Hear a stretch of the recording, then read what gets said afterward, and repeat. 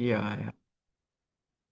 So, welcome back, everybody. This is Night Flight, and today, as you can see, Wayne McRoy is back.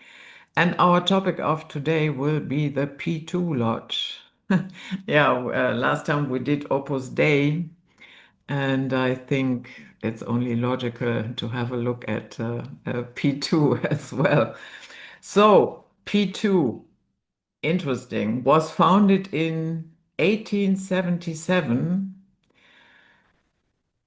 At that time, it was called Propaganda Masonic. So, and it was within the continental Freemasonry tradition and under the authority of Grand Orient of Italy. And what I found interesting, continental Freemasonry is a more progressive form of Freemasonry. Instead of what is in the United States is usually more a conservative form, and this one is a progressive form, and it emphasizes the um, total freedom of conscience. Right. Now, there's some little distinctions you could make between what we're used to here in the West, in the U.S. particularly, associated with Freemasonry, and what this Grand Orient Lodge Freemasonry is all about. There's some slight distinguishings between the two of them in their approaches to things, and a lot of this stems back to the division between Scottish Rite Freemasonry or English Freemasonry and French Freemasonry.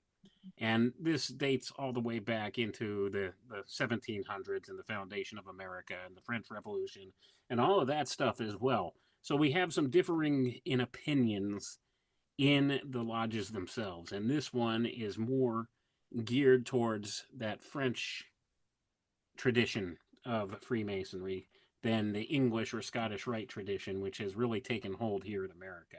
So we have just a little bit of differentiation. They believe many of the same things, they espouse many of the same virtues, but like you said, that version of it is a little bit more liberal or progressive than what is more a more conservative view here in the Scottish Rite Freemasonry. Now, as far as the establishment of the degree system and everything like that, it's all very similar. And the thing about this Propaganda Dui or P2 Lodge that set up there, they have their hands in a lot of different stuff. They have inroads to the Vatican and Vatican Bank, and they have connections to the mafia. And this was going on for a very long time. And we see all of those interconnections. And this is kind of important right now in what's going on in the world because since the last time we talked, we have a new pope. And I Yeah. know people aren't necessarily paying much attention to that, especially if you're not part of the Roman Catholic world or anything like that. A lot of non Catholics just kind of meh, okay, who cares? Just another guy leading the pedophile church and this kind of thing. But what you have to understand with this is very important symbolically in the esoteric. We've seen a lot of different things communicated surrounding this new pope that seems to me to be crossing the bounds between these different secret society groups and these different elements of not only the church but also the state, the combination of the church and state. And this guy, Leo the 14th, the new pope that they just installed into that office for the first time, is a United States of America citizen who's been installed in that post. And we see this is the westernization of the old Roman tradition that is the papacy or the Vatican. And we have now this concordance going on where this guy is symbolic of a union of sorts between the systems inherent in Catholicism, which relate primarily in the secret society groups to the Jesuit order, and the union of that with the Freemasons in Western culture. And all of this is symbolized by the name that the Pope took. He took the name Leo the 14th. Leo the 14th, and representing this when he was actually brought out in public and announced as the Pope, You'll notice he wore a red sash, which is traditional. Well, this is representing an alchemical term called the Red Lion, which is the fulfillment of the great work in alchemy. So he represented the red lion, Leo, representing the lion, with the color red. This is the magnum opus. This is the philosopher's stone. This represents the alchemical marriage of church and state because he is an American and now he's also the Bishop of Rome. And he just recently announced himself as a Roman. Now, this is important prophetically if you follow any of this stuff for various reasons. He came out in a press conference where he was with the mayor of the city of Rome, and he said in a speech, I am a Roman. Now, this may not sound like anything important to most people, but if you've followed any of these theological considerations for any length of time and you know something about the Catholic Church, what this is an allusion to the concept of something called Petrus Romanus, Mm. which is a series of prophecies that were given by Saint Malachi way back in the 1100s. And a lot of people have been following this for a long time.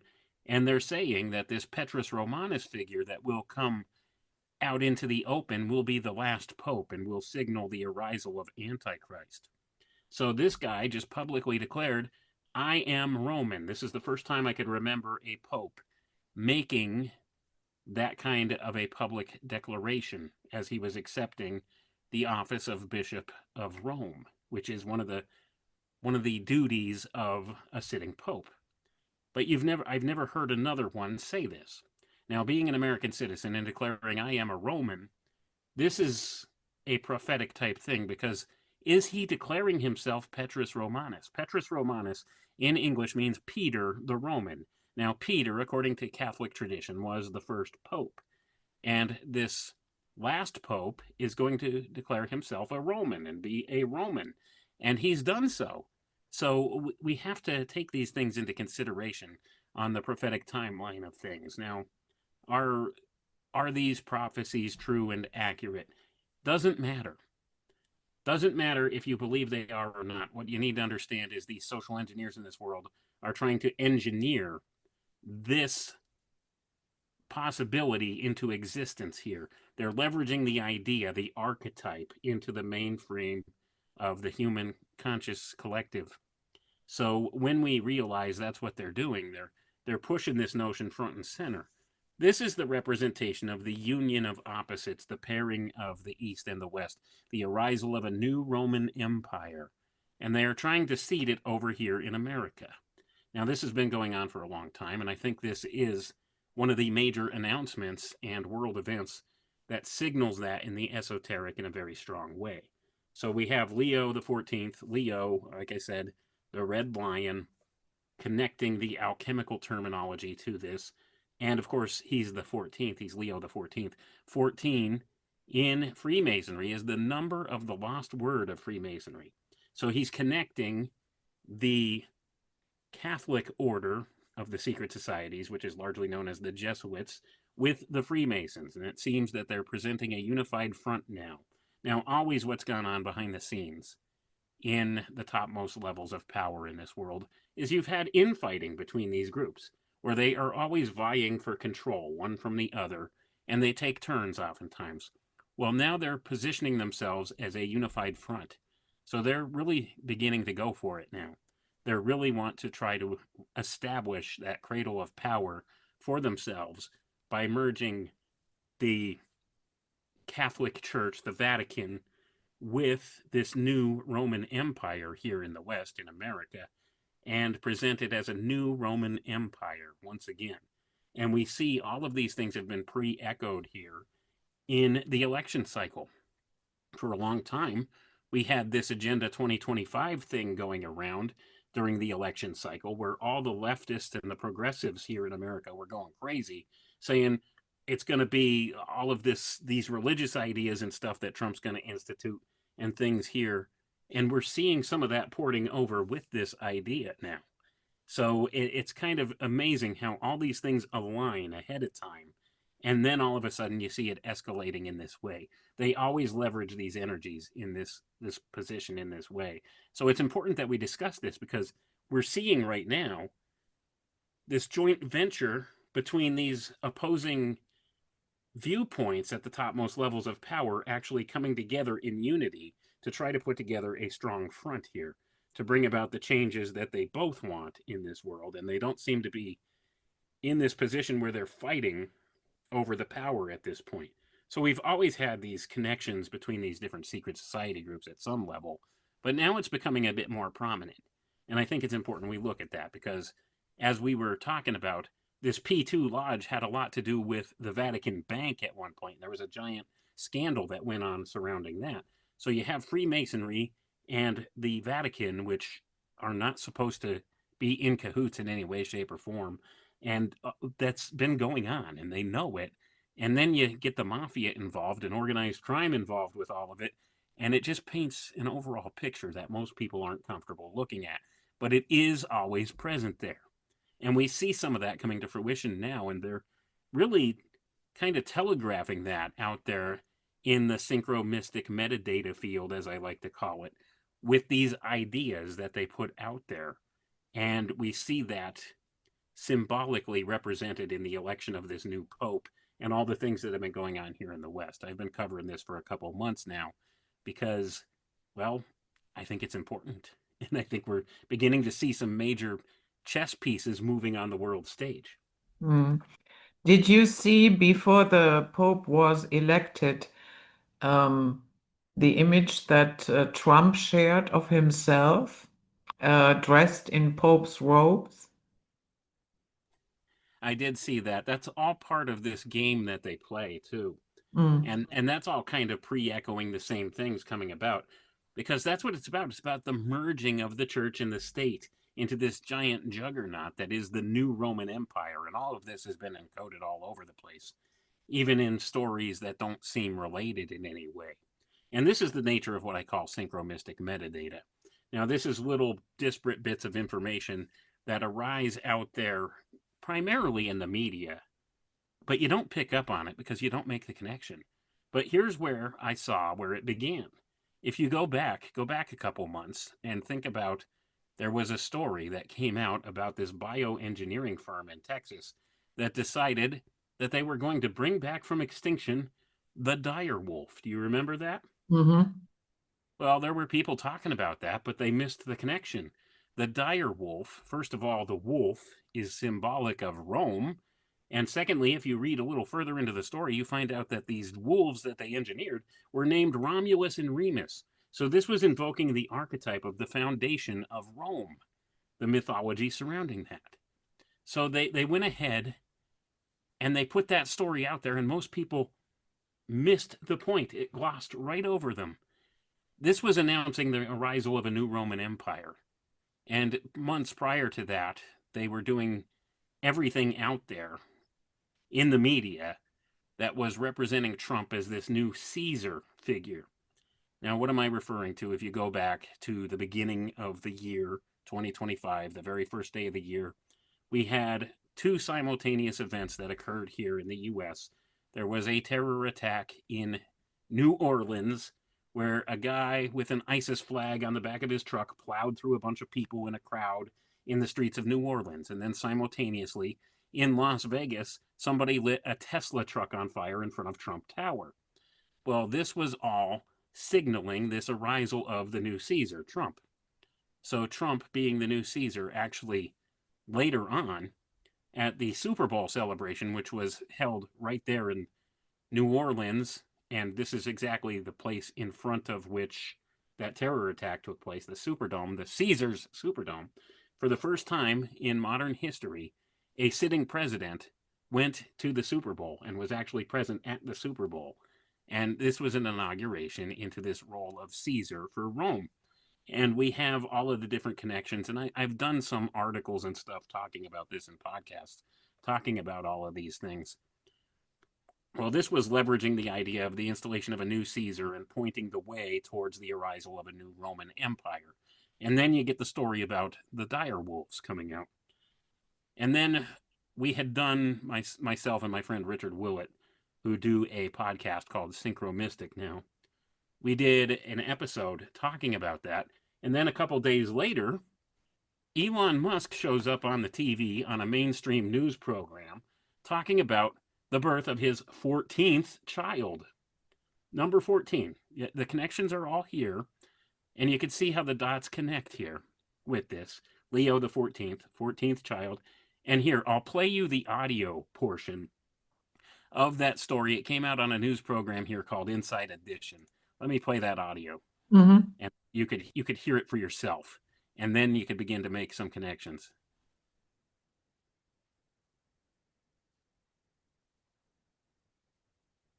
I don't hear anything. You don't hear it? Nope. My bad. Let me try that again. It should be coming through. Oh man. Nope. Let's see. How about now? No, sorry. Hmm. And if you share your screen and then, Okay. Well, never mind. We'll skip the audio portion of it. I'll get to the important point. Anyway, this news program comes on a couple days later after Richard and I had done that podcast episode. And this comes on, and Elon Musk is on there talking about he wasn't sure if he was the father, so he got the genetic testing done, and it came up 99.99% likely he was the father.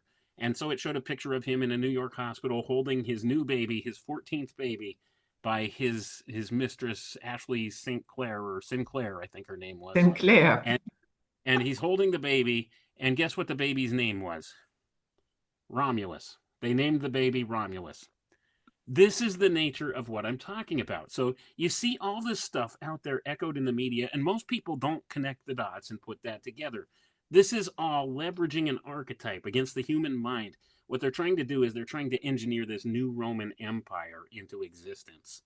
So aside from these little technical snafus here we've had, I just wanted to make that point abundantly clear. So all this stuff was pre-echoed for quite a while here. And then after that, Pope Francis dies, and they install this new pope, and he picks the name Leo XIV.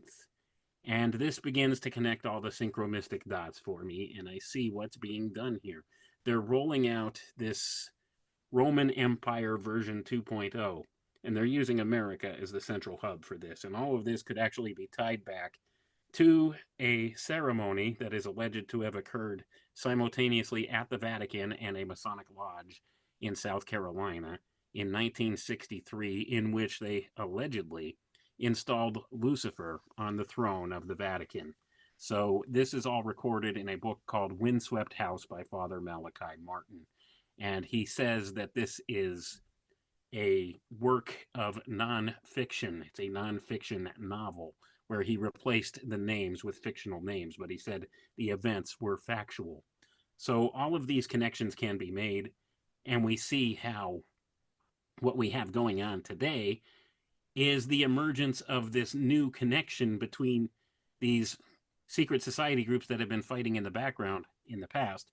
And now they're giving a unified front, and they're switching everything over to the West here, and they're trying to reestablish this narrative of spiritual values and common sense and these kind of things when they've taken it to the far left and progressive ideology prior, and now they're shifting it back to the more political right in this way, and they're using the mechanisms of church and state to do so.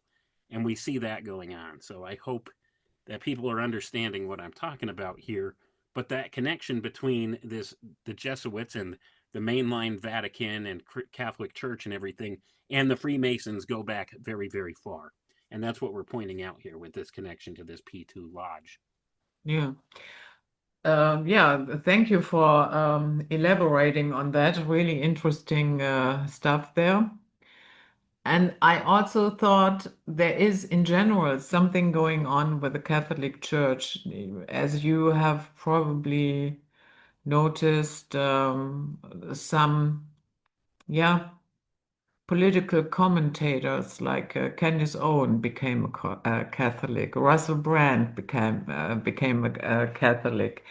J.D. Vance became a Catholic not too long ago. So something, and honestly, people like Candace Owens, yeah, that are, she's good at researching and, presenting her stories. Why in the world the Catholic Church? Because, and this is just my opinion, to me, it's a criminal enterprise. Yeah. And that is just based on what is publicly available. Yeah. It does not even take into account whistleblowers and what have you. So I don't really get it why they are so fascinated with the Catholic Church. Well, that's the thing. This has always been one of the seats of power in this world for as far back as we can look now. They have three centralized places wherein the power resides. Now, this Triple Crown, if you want to call it that, Hmm. is a series of independent city states which exist and control certain facets of the greater culture. So, of course, you have the Vatican, which is the central figure here. It's an independent city state, which represents the religious side of things. You have Washington, D.C., which is an independent city state, which represents the military side or the executive arm of this Triple Crown. And you have the City of London, which is separate from London proper, like the larger known The city that we square know. mile. Hmm. Right. It's the financial district. So this represents the finance, the religious, and the executive or military branch thereof of this power structure. Well, what they're doing is they're trying to port everything over into one centralized place, and it looks like they're going to try to establish that here in the U.S. from what I could see represented in this synchromystic metadata out there. And they're going to do so first by trying to combine the power of the Vatican or the Church, the figure that is largely connected with the religious leaders of this world, of Western culture anyway, and they're trying to port that over here to the U.S. to where the military arm exists. And I wouldn't be surprised if we see some kind of a leveraging in the financial sector, shifting things from London, the city of London, over to the U.S. here as well. So I'm expecting maybe some type of major announcement regarding digital currency or something like that, and adopting some new systems in that regard to be something that happens in the near future, where they're trying to combine all this into one unified place rather than having these three separate institutions or city states independently that are working from different vantage points. They want them all centralized in one place. So that's what it looks like going on to me. I reserve the right to be wrong about all of that, but certainly we see the connection here, and it is important that we understand that and recognize that. And we've had this co how should we say this? We've had this cooperation between these secret society groups that are at the topmost levels of the power structure for the longest time. Now they look like they're opposed, and sometimes they have different methodologies of getting what they want, and they fight over what method they're going to use. But now they're applying this unified front, and they decided they need to push Western culture to the brink of disaster by really pushing these progressive and liberal agendas all over the place to the point where it's become like insane. And now they're trying to pull it back by switching back to more traditional values and more spiritual type concerns from where it was. And now we're going to see the pendulum swing the opposite direction. And this is how they always do things. It's the old Hegelian dialectic at play. But they're providing this unified front now, and they're shifting the power focus to somewhere different. So they're politicizing this whole spiritual ideal. And I think what's going to happen as a result is at some point, and I think they're expecting this and planning it, that the Catholic Church is going to collapse. And finally, that'll be the end of the Vatican. And this may indeed be the last pope. And if that's the case, that sets the stage for what it is they want to roll out here in the Western world and in the greater world overall. So we have this centralization of power. We have this union of opposites. This is the important alchemical principle they always go back to with this. It's the union of opposites. They want to bring these things together to provide this united front to bring about this new Roman Empire, or their new world order, as it's always been called. It's the same old new world order, like everything else. Hmm. Yeah, it's interesting that you said that the Vatican will collapse. Um, I listened to some seers here in Europe, yeah, predominantly German and Austrian seers. And what they also talked about was that the Vatican will be attacked and the people will storm it. So I don't know what to make of it. I'm just putting it out there. Take it with a grain of salt. Yeah. But yeah, there is something very fishy with the Vatican.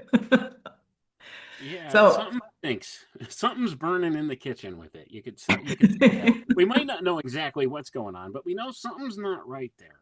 And yeah. we know something's going to come of it because they don't ever let a good crisis go to waste.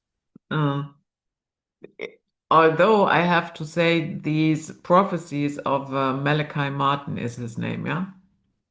Um, Yeah, Malachi Martin, he wrote that book, Windswept House. Now, this is different from Saint Malachi, who made the original prophecies regarding Petrus Romanus. But mm, these figures sometimes get misconstrued and confused at certain points. But Malachi Martin was very outspoken, and he had said some really negative things about the Catholic Church, and they didn't like him for that. But at yeah. any rate, there has been different predictions made by both of these figures.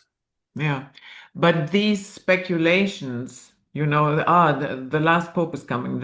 I have heard that at least since, John Paul the second died. Yeah, and every time there is a new pope, everybody is going overboard and all the speculations are running wild. And here we are. How many is it? Three popes later. Yeah. That's because they disagree on just if there's going to be a space between these predicted popes that came about by Saint Malachi or not. I mean, you have different interpretations of this, and this is where things get a little confused. But certainly, the whole point here is whether the prophecies are accurate or not, it doesn't matter because they're using it as a template, as a model to socially engineer Western culture into accepting that. So, this is a signal for those with eyes to see that was given by the election of Pope Leo XIV and his declaration that he is a Roman. Well, this is certainly invoking in the minds of those who are educated on these things, especially within the auspices of Catholicism, where they're very familiar with these prophecies. If you're a figure in the higher councils of the Vatican and you're in this control structure, you're one of the major cardinals or something there, you're familiar with these prophecies. So they know what this is that he put out there. They know he's declaring himself Peter the Roman, Petrus Romanus. They recognize that. If I recognize it, I know they do. I mean, these people are, a lot of them are learned scholars of Catholic traditions like that. And they know what these prophecies are about. And they've been talking about them for years. And like you said, every new pope that comes along, they're all, oh no, it's Petrus Romanus. It's the last pope. This will be the last pope. No, I swear this time, this one's the last pope. So we had all of this going on in the past, and we have it on going on right now as well. But this is the first guy who blatantly comes out and declares, I'm a Roman, when he's clearly not a Roman. I mean, he's from Chicago.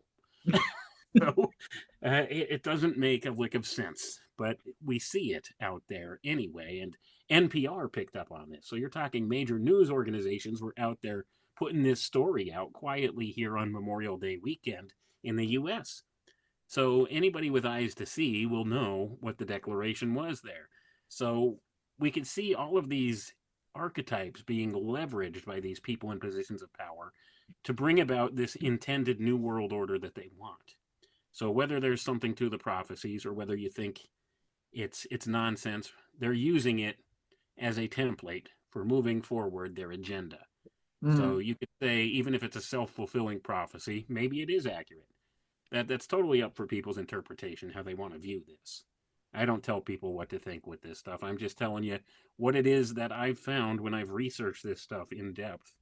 And it seems to me they're using this archetype in some type of a way to leverage this situation where we have this arisal of the new Roman Empire here in the US. So it seemed for a long time like the United States was losing its position as a world superpower. But it looks like with the installation of Trump, the new Caesar, and now the installation of this new American Pope into the Vatican, they're shifting their gears back towards trying to establish this as a superpower once again, the new Roman Empire, a world empire, if you will. So we'll have to keep our eyes on that. I don't know what all of this will shape up to look like. I don't have the answers. I'm just telling you what I see out there. Yeah. So the P2 Lodge has always been, yeah, accused to be a type of shadow government because a lot of parliamentarians were in there, industrialists, then high-ranking military officers. Even Silvio Berlusconi, who later on became prime minister, he was part of the P2 Lodge. And on later on, because Licio Gelli, he was the one who took over and gave this the lodge that was founded in 1877. He gave it a new direction. And funny enough, Italian television, and this is in the 70s, they accused him of being paid by the CIA to instigate terror attacks in Italy. By the way, that was later verified. He was working for the CIA. Mhm. Interesting how that always turns up that way, doesn't it? That the intelligence agencies are always involved in these things. But yeah, Licio Gelli, he was an interesting dude. Uh, he was involved in a lot of stuff. Let's put it that way. This Yeah, guy was a central figure in a lot of things, both criminal and on the up and up. yeah. And yeah, the CIA, of course, denied the allegations. No They surprises here, I guess. And the U.S. subcommittee dismissed claims that Richard Brenneker, whose claims were in the Italian TV report, had ever been employed by the CIA. So the Italian TV station had somebody who said, okay, I have been working for the CIA and this and this and this, I can tell you. And then the CIA said, that dude never worked for us. But okay, I personally cannot, give my give a final judgment of that. But on the other hand, it's pretty common that the CIA does that, Oh, no doubt. especially with whistleblowers. No doubt whatsoever. Yeah, they always seem to have a backdoor into these types of things, especially as it pertains to a figure that comes to prominence in the news media or something like that, or somebody who makes a public claim like that. Oftentimes they wind up getting in their ear if they're not already in their ear to begin with, and they will always deny any claims like that. You have the same thing that goes on today with a lot of these alleged whistleblowers and stuff that come out. Oftentimes, the first thing they'll do is deny, and then after that, they'll pretty much try to ostracize this person to the point where they're really of no, make no difference anymore. So it doesn't matter. They will try to besmirch their character in whatever way they can. You see that with a lot of these people that were involved with it, but certainly they'll always deny and they'll try to cover up any trail that might lead to that. So it's not an uncommon thing, like you said. And of course, this P2 lodge works in a similar fashion. A lot of these Freemasonic lodges and a lot of these organizations, these occult fraternities, they use the same methodologies. That's exactly where the intelligence agencies got their methods from the secret society groups. And this is something people need to understand. And they're connected. These secret society groups and the intelligence apparatus of this world are all interconnected. And it's by necessity that they are, because they both use the same methods to infiltrate and get their agents in place. And oftentimes they're one and the same. So many of these people that belong to these secret society groups wind up as agents within the intelligence community because, well, they pass the little test. They know that they could trust these people because they've taken blood oaths to swear allegiance to the organization and not reveal the secrets. So they know they could trust these people. They've got them. They could blackmail them if necessary. They could besmirch their character. They could eliminate them. And they know this. So that's why oftentimes you'll be hard pressed to find somebody that works for an intelligence agency that doesn't belong to either a Freemasonic organization or some occult fraternity of some sort. You'll be hard pressed to find one that isn't of that ilk. I'm just telling you that. That's just based upon the things that I've researched and experienced myself. They Yeah, are interconnected. yeah. So another interesting turning point for the P2 Lodge was in 1976 when their Masonic charter was revoked by uh, the main lodge. Yeah. So and after that was revoked, then Licio Gelli, he turned the entire thing into an international clandestine secret society. And it was especially geared towards being anti-communism. And what that means is when they revoke your charter, um, it doesn't mean you can no longer meet. Yes, you can, but um, the parent lodge, yeah, will no longer recognize you as a Masonic lodge. And but as long as you can pay the rent or whatever, nobody will stop you to meet. It's just that, yeah, they will say we have nothing to do with that because we revoked it and we don't think that it is good to be affiliated with them. Right. And that speaks to me that there may have been some type of preemptive planning with this. They knew the P2 Lodge was going to be into some clandestine operations of some sort, so they severed ties with them so that the main lodge itself can't be blamed for that or associated with that. This is the kind of things that go on within these secret society groups all the time. Well, we'll revoke your charter. You're no longer a member of our organization. But should you develop your own organization that has similar principles, well, we can't stop you from doing that. And that's exactly what we see going on. So philosophically, it's still the same thing, but they've just revoked the title that associates them legally with that other organization. And I think that's what they were doing. They were severing ties with it because I think they knew that there were clandestine things planned for that lodge, the P2 Lodge, because it was associated with the Italian bank and the Vatican bank and stuff at that point in 1976. And we see some scandals and stuff arose from there that really began to bring some things to the limelight, and the connection with the mafia and all these other things that came to fruition from that. So it seems to me maybe they had known a little something in advance and decided we're not going to get the blame for this.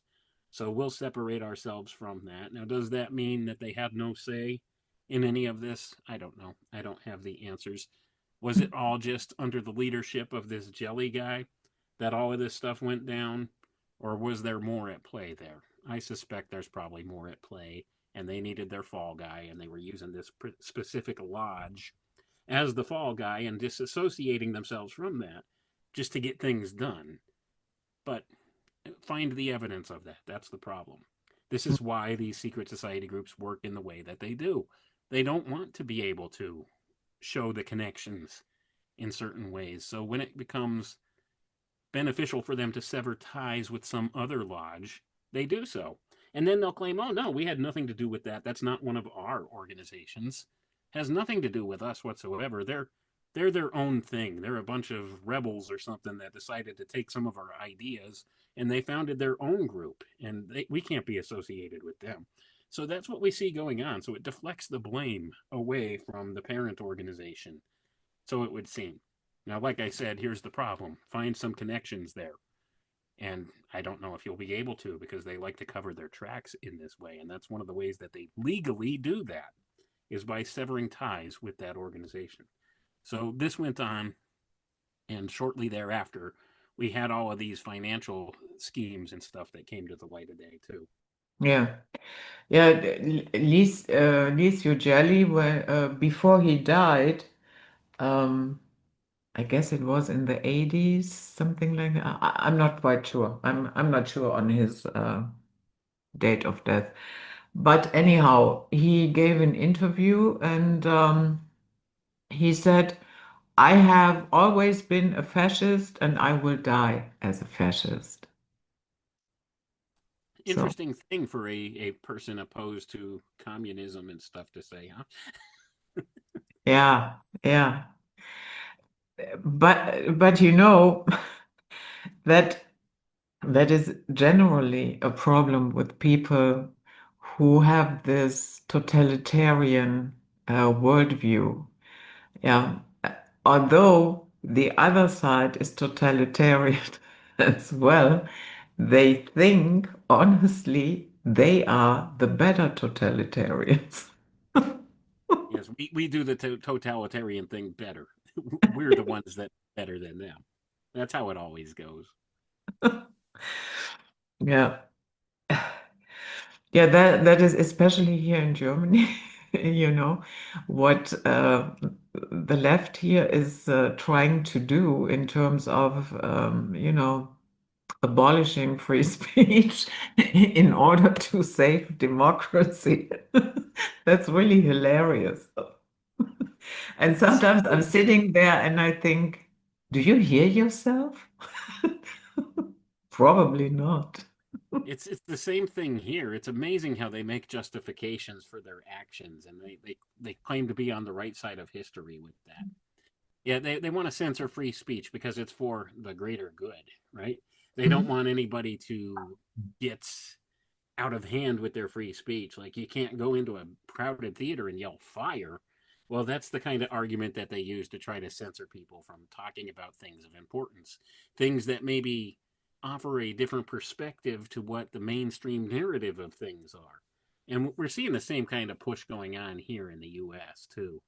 We've seen it for a long time. Now they kind of eased off a little bit in recent months with some of the censorship and stuff here, but I know it's just waiting around the corner. They're going to do it again.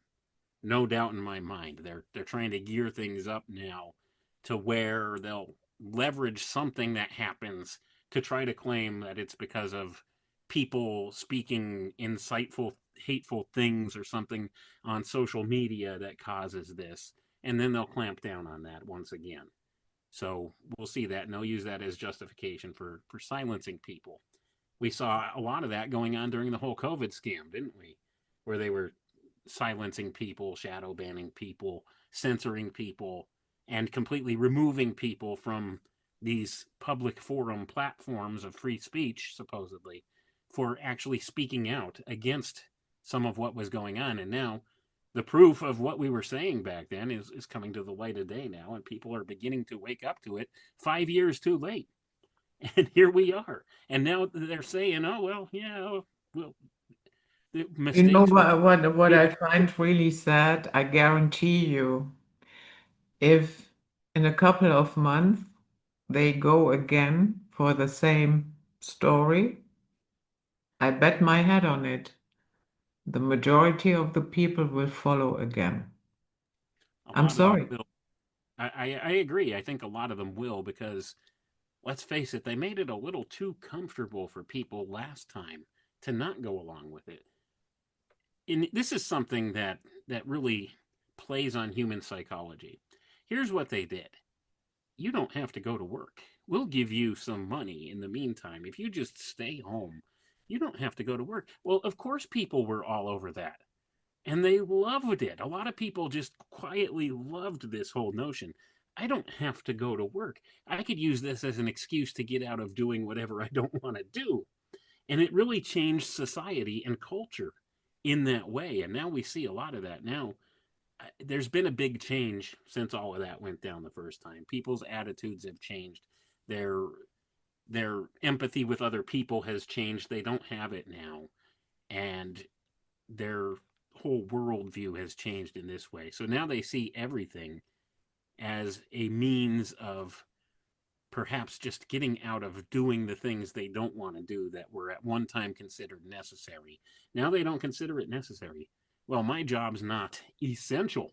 So therefore, I don't have to go to work. I'll just stay home and collect a paycheck anyway. That's what happened. They made it comfortable. So if they institute some similar type of thing again, people are going to go along with it because they liked that. They liked getting away from the rat race.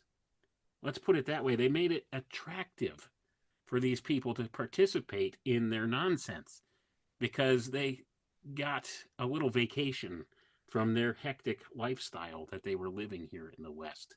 So they took advantage of that thoroughly, and now people are suffering the effects thereof. But if they roll something out again in the future like that, the vast majority will probably do it again because secretly they really liked the idea of not having to leave their home, not having to go out and go to work, not having to interact with other people because of how they've engineered society in recent years. It's not really an attractive thing to go out and deal with the public anymore. It hasn't been for a long time. And this is part and parcel of what's gone on. So they've leveraged that against the human mind. They've used human psychology to get people to adopt this whole mentality. And sadly, I think you're right. But I do think there will be a significant amount less that will actually acquiesce to this than did before. But it'll still be a major, vast majority of them that do. Yeah, yeah, I think so too. I'm still waiting for the Great Awakening. So, it's funny how a lot of things, got rolling into the wrong direction for the P2 Lodge. It was actually a Milanese tax investigator who got things going. And yeah, he actually, by investigating that, he stumbled on the greatest conspiracy in Italian history. And I have to say, this entire subject of Italian history has not really been resolved.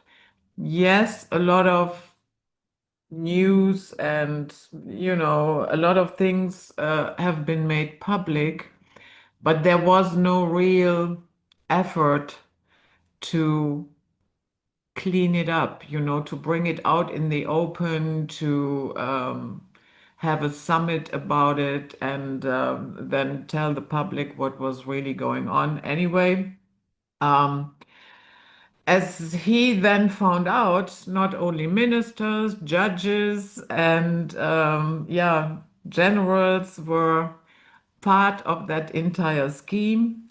And initially, they planned a coup in Italy, but that was, they left that idea and thought maybe we can settle for undermining democracy. Yeah. And do it that way. And interestingly enough, when the police raided the villa of Licio Gelli, they found a membership list, and among them was Adolfo Sati, the appointed Minister of Justice. Interesting, isn't it? How all these things always seem to play out the same way. You have to wonder how deep does it all really go, and it goes right to the top, and that's the problem. Same thing going on in the world right now. Same thing with this whole Epstein list. Yeah. You'll notice we have new FBI directors and stuff here in the U.S. that are claiming we're going to bring all this stuff out. They still haven't done so. I think they got in place there, and they were shocked at how deep it really runs and how high it goes. and they dare not speak about it. So here we are still waiting for this Epstein client list. Now, it's been proven, emphatically proven, that Jeffrey Epstein was trafficking children, human beings, to other people. Well, who was he trafficking these children to? Nobody's been arrested as of yet. Nobody's been outed as of yet. The FBI claims they have the list. They claim they've investigated all of it, and they've still done nothing with it. And in fact, they've just kind of doubled down on the status quo with all of that, because they came out and they said Jeffrey Epstein killed himself. Now, these people that were firmly believing that that was not the case, that there was some kind of cover up going on, now they're the ones covering up and saying, yeah, that's exactly what happened under these mysterious circumstances where the cameras died and nobody was accountable and the guard was gone, and he killed himself. Woohoo. And now they expect us to believe that just because it's the other side of the political aisle that's telling us that. It doesn't make a lick of sense, and we know it, and it runs way deeper, just like it did with this whole P2 Lodge and the banking scandal that went on, and the connections to the Vatican, and all of these connections to these higher up figures in government. And this goes internationally too, this whole scandal that occurred there. I mean, this goes into the overthrow of foreign governments and stuff like that too. All of this stuff, this lodge was involved with, and this has all kind of been swept under the rug by the mainstream press and by the Italian government and everything else along with it. They know the scandal runs deep, but they kind of swept it under the rug, and yeah, let's not touch that. It's the same thing that goes on today. Yeah. I totally agree. We will never see the list of Jeffrey Epstein. Never ever. Mm-mm. I No. don't think so. I don't And think so. Because I think there were too many high level players involved with that. People in positions of power now, they're not going to out themselves and go to jail over this. No. If they no, have the ability to thwart that, they most certainly will. They'll stifle it and quiet it up, and we'll never know the truth. you probably remember this one photo with Trump standing next to Epstein, and that was at a party. There's a short video clip of that as well. Um, I don't know because I wasn't there, but let's just speculate. Let's say his name is on the list. Do you think they would actually release that? No way. Mm-mm. Not at this point. No, I don't think they would. And I suspect there's a lot of people whose names are on that list that are Yeah. sitting in positions of power right now. And they're not going to take the fall for this. Not when they have the ability to silence that. And that's exactly what I think is going on. So you had the same thing happening with this P2 Lodge situation in Italy at the time. And a lot of this erupted in the early 1980s with this scandal and stuff like that. And it kind of left a black eye on the Italian government and the Vatican and the banking system and all of these different things. But then it mostly got swept under the rug and it went away after a little while. And most people didn't talk about it much since then. But we could look back now and see some of the things that were involved and say, okay, we see how deep this ran in that particular situation. But the thing is, that information didn't come out until decades later. And that's the problem. That's the nature of these things. So even if something in the realm of the Epstein situation comes forward, it's not going to be for decades. So it'll be after the fact. It'll be too late to do anything about it. That's the way these people operate.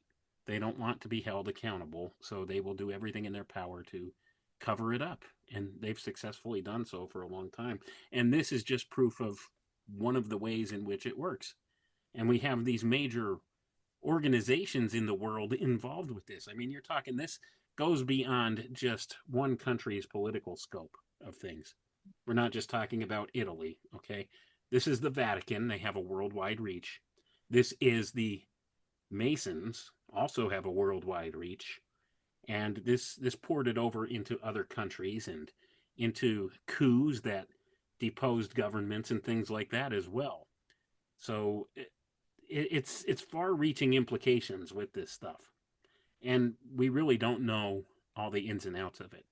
But this Gelli guy, he had a list of members, and there are still portions of that list that are missing. They went missing shortly afterwards, and still Mm, haven't been found to this day. yeah. Funny how that works, yeah. Amazing. Disappears into the memory hole.